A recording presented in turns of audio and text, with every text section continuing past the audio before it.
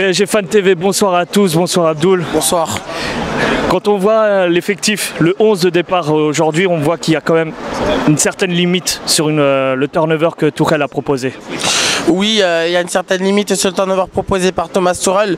Déjà pour commencer, je ne comprends pas comment Kurzawa, qui fait partie des plus indésirables du fond du trou, à être titulaire ce soir. J'arrive pas à comprendre. Ensuite, bon, Mbesso, c'est un bon jeune à la base qui joue défenseur central en tant que latéral droit. Il a eu pas mal de difficultés, il s'est fait bien balader. En défense centrale, Kimpembe était un des seuls qui a pu satisfaire avec Diallo qui ont fait comme des interceptions intéressantes. Bernat a joué en tant que relayeur, il a tenté de trouver des solutions mais ça a été le néant finalement. Par contre, Choupo-Moting, bon, vous connaissez mon avis, il a encore montré des aspects négatifs ce soir. Je suis vraiment pas content. J'arrive pas à comprendre comment on arrive à passer d'un match héroïque contre Real Madrid où on rêve, on est heureux, on est au bord de l'émotion, pour battre Lyon chez Jean-Michel Aulas dans son stade, et maintenant qu'on perd contre Reims, contre une équipe qui a très peu d'internationaux alors que nous-mêmes nos remplaçants sont internationaux. J'arrive pas à comprendre cela. Justement, quand tu parles de ça par rapport à nos résultats précédents, est-ce qu'au final on ne se rend pas compte que c'est grâce aux exploits individuels et non collectifs?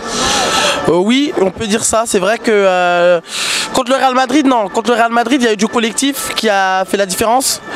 Contre Lyon, c'est une individualité parce que Lyon a joué le bus avec un style de jeu qui était totalement inhabituel pour eux parce que c'est une équipe qui est portée vers l'avant. Ils ont voulu jouer défensif en tenant le match nul.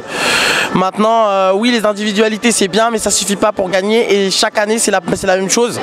Faut pas oublier que c'est notre première défaite à domicile depuis mai 2018 quand on a perdu contre Rennes après un match dégueulasse.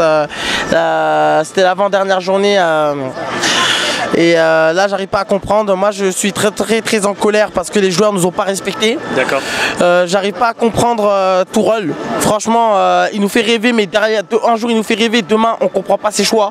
J'arrive pas à comprendre comment on peut être mené 1-0 et que tu peux faire rentrer Marquinhos qui était censé se reposer pour la Ligue des Champions et pour le match contre Bordeaux. Il devrait peut-être jouer quelques minutes. J'arrive pas à comprendre comment on peut le lancer parce que déjà c'est un défenseur central ou un milieu défensif, et j'arrive pas à comprendre pourquoi on avait que Choupo et Kalimundo, et Kalimundo on l'a jamais fait jouer. Pourquoi on n'a pas essayé quelque chose? Je dis pas qu'il est fort, bon, on voit au moins 19 ans il claque ses buts. Maintenant je dis pas qu'il aurait marqué ce soir, mais un attaquant pour créer des décalages et créer des espaces pour les autres joueurs offensifs, il n'a pas essayé. J'arrive pas à comprendre comment Thomas Tuchel entre des défenseurs pour faire sans se trouver des joueurs offensifs parce que dans le jeu la créativité c'était zéro. Limite, je vais pas mentir, je m'endormais parce qu'on allait dans la surface mais il se passait quoi? Soit c'était une individualité, il y avait une frappe, et encore on a eu très peu de frappes dans le match, mais surtout dans le jeu j'arrive pas à comprendre comment on peut avoir cette désinvolture à jouer à la baballe. On peut pas jouer à la baballe dans ce genre de match, surtout que Reims c'est une équipe qui nous a souvent mis en difficulté dans le passé. Rappelez-vous la dernière journée, ils étaient chez eux, ils nous ont battus. Donc déjà même ça, ils auraient dû se poser la question. Il y a des joueurs qui ont très peu de temps de jeu, qui avaient l'occasion de se montrer, et c'est totalement l'inverse qui se produit.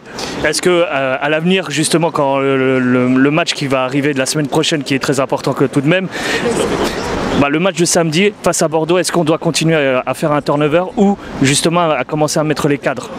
Je pense qu'il faut varier, mais ça on peut pas savoir parce que on n'a toujours pas les joueurs. On sait pas si Mbappé, Cavani et Icardi sont disponibles. Icardi, ça a été un peu risqué de l'avoir fait jouer contre le Real. Malheureusement, il n'a pas été là ce soir. Je pense qu'il aurait pu être une alternative intéressante, mais ça n'enlève pas la prestation de l'équipe. On peut perdre, d'accord, mais respectez-nous, respectez les supporters, les abonnements qu'on paye.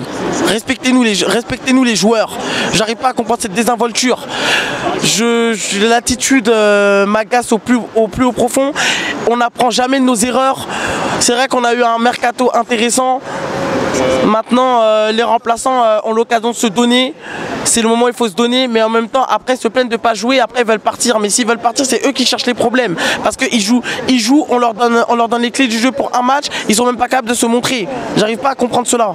En tout cas, on voit que tu es très en colère aujourd'hui. Je suis très en colère. C'est simple. Moi, j'attends une réaction rapide contre Bordeaux. 17 h, fin de l'histoire. Bonne soirée. Allez, bonne soirée. Fatigué comme ça.